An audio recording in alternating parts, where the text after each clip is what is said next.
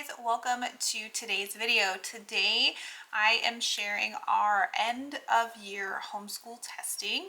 It is our final week of homeschool for this school year, and that means we are taking our end of year test. So if you're new to my channel or new to homeschooling, we have previously used the NWEA MAP growth test. The reason we have used this test is that is what my kids had used when previously in a public charter school. I really like the way the test runs, and I like being able to see the growth year after year for my individual children. So this test is a test that public school uses, but there is a website called homeschoolboss.com that allows homeschoolers to access the exact same test and your students' test results. So we've been using the NWEA MAP growth test, well, forever, since my kids have been in school, but in our homeschool for the past 3 years. So I have 3 years of records specifically from the Homeschool Boss website. So the reason I really like this test is, one, my kids are comfortable with it. It's not timed.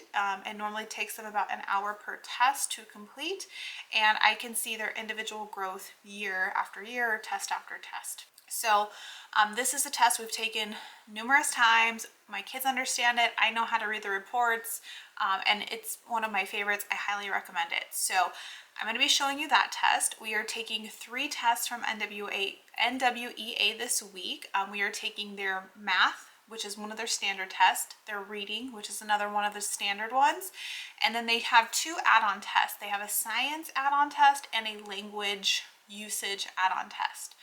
This year we're only adding on science, so that means my kids will be taking math and science. I did not choose to do the language add-on this year.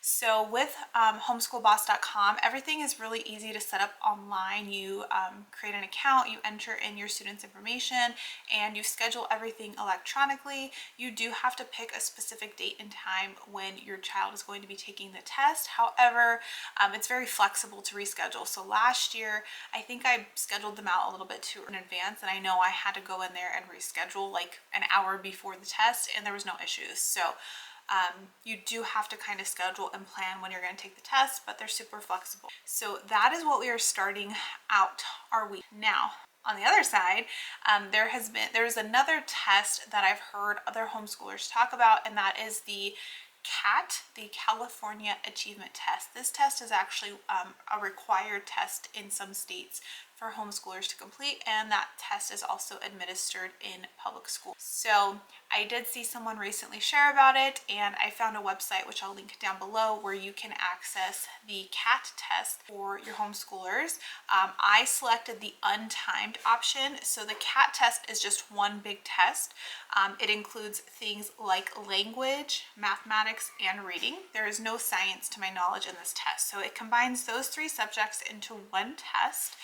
For this one specifically, I've never taken this test. My kids have never taken this test. I was just kind of reading through some of the FAQs, and because we're testing at the end of the year, it did recommend putting my kids' grade level as the next grade level. So I currently, this school year that we're finishing, have a 3rd and 5th grader, but they're going into 4th and 6th grade. And so the CAT test is based off 4th and 6th grade, where I think I forgot to mention the NWA MAP growth test. It knows their current grade levels at the end of the year. So they know we're testing them as a 3rd and 5th grader at the end of a school year. So I do feel like off the bat, the MAP growth test has a little bit more understanding with like where they're at in specific grade levels.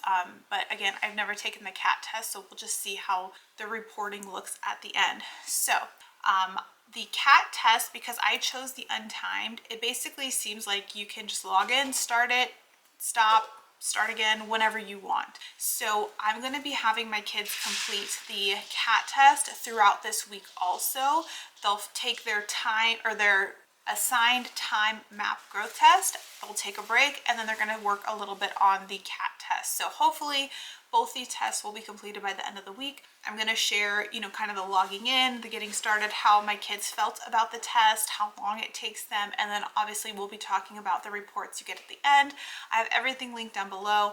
I hope this video helps understanding the different testing options that are out there. I think there's more, but these are pretty standard, and I like them because if something were to ever happen where my kids would need to go back into public school, move states, and I need to show records, I have these test results, and it helps me feel a little bit more confident as a homeschooling parent to know my kids are growing, they're learning year after year. And so I hope you guys enjoy this video. We're gonna get ready for our first test, which is our map growth math test. So specifically math for the map growth, and then depending how that goes, we'll see if we can start our CAT test at least like 20 minutes today as well. All right, so first test update. So what I actually had my girls do, because they were kind of antsy waiting for their test to start because the map ones have to start at the specific time.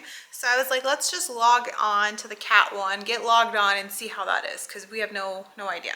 So even though you pay for like one big test, it's actually broken up into individual sections. I don't know how many, maybe like 10 different sections, which is nice. This is not timed. I chose the not timed one. So my kids can do whatever sections, as many questions, as little, however they want until they fully complete the test to submit. So you could technically work on this test over weeks, months, I mean, whatever I guess you would want to do. So they took 2 tests so far. The first one was capitalization. There was a little bit of a learning curve that I had to go through. Just, I feel like it's not visually great.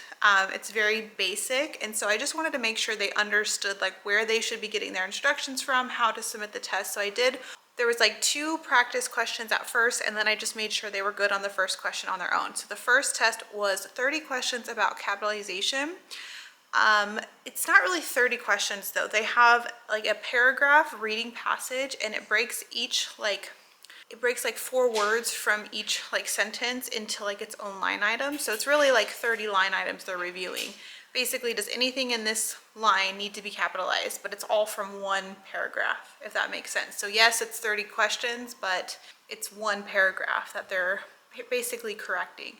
And it's only capitalization. So I do like that they're highly focused on like one subject. So they both took their capitalization. The next section was punctuation 1, which same thing, it's a passage and they're reading line by line what punctuation needs to be added or doesn't need to be added. And then there's a punctuation 2, which is like a quicker, like only 12 questions. So my oldest daughter got through those 3 tests. My middle daughter got through the first 2. We're breaking really quick, so I'm going to make them some fruit and some cookies to just give them a little snack, get them energized, because they're about to take their map growth test, which is traditionally the longest growth test. Kind of. Maybe it's not as long as the reading one, but it's one of the longer ones. So I want them to get a little food burst, a little rest on the eyes for about 10 minutes. For the map growth test, your first test of the week, you actually have to call them because they have a password to access the site. It's super easy. You call them, you give them your student's name, they tell you the password, that's it.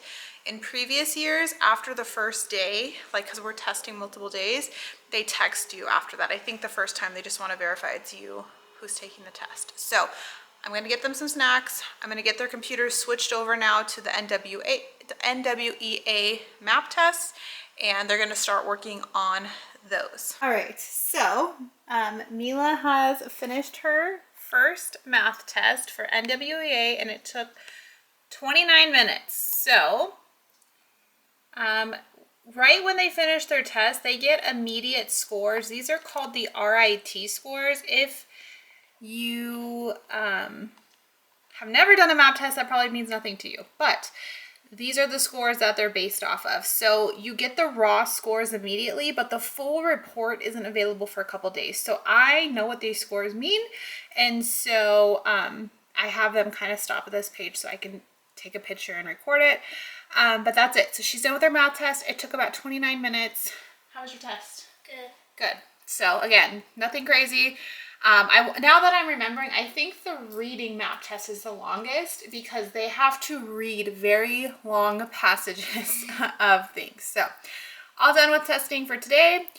For my middle daughter, I'm going to check on my oldest daughter in just a little bit and see how she's doing with her test. All right, my oldest daughter just finished her MAP test. It took her 46 minutes, so she's obviously in a higher grade. So the MAP tests are grouped in like certain age or grade levels, which I think this one is 2 to 5. So this will be my oldest daughter's last year taking that test, and then next year she'll move up to the 6th through 8th, I believe is the next age. All right, I had to switch rooms because my daughter started doing chores and talking and about their tests. So anyways, so tomorrow we have our reading test, which the reading test for MAP is long because basically every single question is a passage they need to read. So that one I feel like does take the longest from what I remember correctly. But I think the MAP like guide says, you know, plan for about 60 minutes, but they're not timed. So 30 minutes for my 3rd grader, 46 minutes for my 5th grader. Today. So tomorrow's our reading test, and then they're going to do a few more of the CAT test, and then we're going to do our science map on Thursday and the rest of our CAT test. So yeah, they're definitely, you know, testing all week, but we're not doing any other schoolworks, and my girls know this. I've been prepping and preparing them for it, so I try to keep the morning super light. I scheduled the test for early afternoon, and that's where we're at. So I'm going to wrap up today's portion. I will check back in after they have finished the rest of their testing, and I will let you know how the reporting is. I will say right off the bat, the MAP growth test, you get like that initial score, but if you don't know what that score means, it doesn't really help you. It takes about 3 days for them to email you your final like test results, where they explain everything to you. You can see the previous year's scores and all of that. So that does take a couple days. I don't know for the California Achievement Test. It seemed like it was immediate. Like as soon as we submit like the whole test, that you get your results. So I'll be sure to update that too once we get to that portion. All right, so we finished our 3 days of testing. So I think last you saw we were doing our first days of testing. And so it took us 3 full days. So with the MAP NWEA growth test, you can schedule 1 test per day. So we did math on day 1, reading on day 2, and science on day 3. Those test results do take 24 hours to get the report. So right when your child finishes their test, there is like a screen that shows like raw scores, but then you kind of want to wait to see like the report, and then you want to wait until all 3 tests are completed to see like the full reports. So we got the full reports on Friday. So those test results are kind of immediate, but if you want the full report, you have to until all tests are done in like 24 hours. So we finished that, and then what we did is we took 4 of the CAT tests, so 4 segments of the CAT test each day. So I think the first day we did 3, and then the next 2 days they did 4 each. So the CAT test, even though it's one big test, and we chose the untimed one, so basically we could go into their testing portal, work on the test, take a break, work on the test, take a break, work on different segments, and then at the very end there's like a final submit button. So that one, you don't have to sign up for like a testing time frame or schedule, you just work at it. So I mean, you could work on it, like I said before, like over weeks, over months. I don't think that's the best approach if you're trying to get like assessment results for a child, but my kids were able to complete their MAP test and the additional CAT test all in one day. They did not seem burnt out. We were not doing any other schoolwork, but they were able to complete it all within. So we've taken both tests now. Our initial thoughts, both my daughters said that the CAT test is much easier and they were much quicker in those tests. There is obviously a learning curve, the way that both tests ask questions and kind of have the screens set up. And so there was one section on the CAT that my older daughter just like did not understand what they were asking. And it was very simple. It was basically like, is the sentence showing correct or not correct? Like, would you say this in a real sentence? And she just like could not, it was like a true or false. And she was just like not comprehending like how they were asking those questions. So definitely a learning curve with new tests for sure. And so I would obviously keep that in mind. But besides that, both my daughters stated the CAT test is much, much easier. Now with the CAT test, once you submit the final test, so once you complete all segments and you submit it, your reports are available immediately. when your child is taking the test, they're logged in under their profile. So you would need to be logged in under their profile to view the test results, but it does email you, the parent, PDF results in like 30 minutes to an hour. So like, I didn't know that because you don't take the test in the same website where you purchase them. And so I kind of thought you had to log in to each individual child to see the reports, which was a little frustrating. But then, you know, 30 minutes to an hour later, when I got the emails, I was like, oh, here's all the PDFs, here's everything. So you will get them as the parent separately. Now, with the CAT test, I paid for something called premium scoring. It basically just takes their scores and gives you more graphs and charts similar to the NWEA test. So I don't remember how much extra it cost. I don't think it was that much more. I do like the premium scoring. So I'm not going to share my individual child's score reports with you, so I will take snippets of some things, but just keep in mind you're not seeing the full reports because I don't want to share my kids' personal testing information. So when you take the academic excellence, the CAT test, sorry, the academic excellence, the company, this is what the scores look like. So if you did not pay for premium scoring, this is what you get. So this is what they scored. So it gives you their raw score. So how many questions do they get right out of how many questions? What grade level are they testing at? What is the equivalent grade level to where they're scoring, and what percentile? And then they have a stenine score, which I'll explain in a minute. They give you like a scoring thing right here.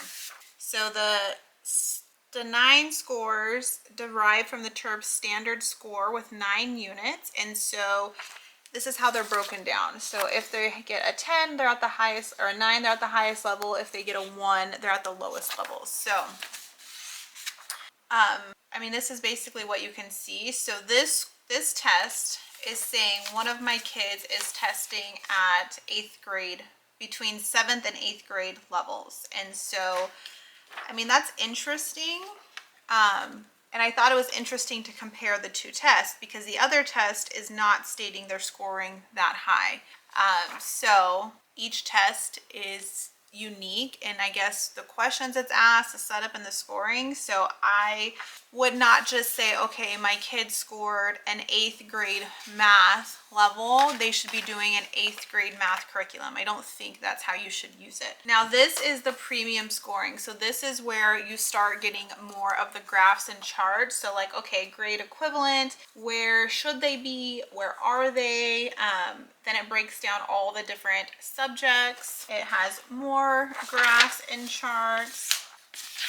And it basically just breaks down all of those scores and just goes in more depth on them